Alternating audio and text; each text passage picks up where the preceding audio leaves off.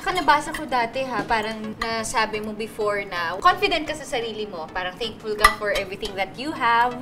Pero meron ka po bang kind of insecurity kahit unti sa iyong, like, sa katawan ba or something? Bata pa lang ako, hindi talaga ako mahilig ba insecure. Confident talaga.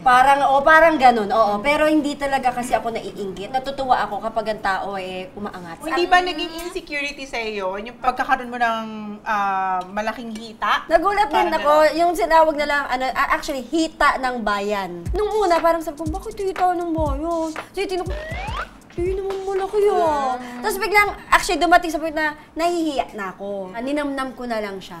Na imbis na maging insecure ka about it. Oo. Parang naging trademark niya nga yung ties niya. Sa sobrang trademark niya, ay si Jopay, unang tingin sa hita. Siya nga.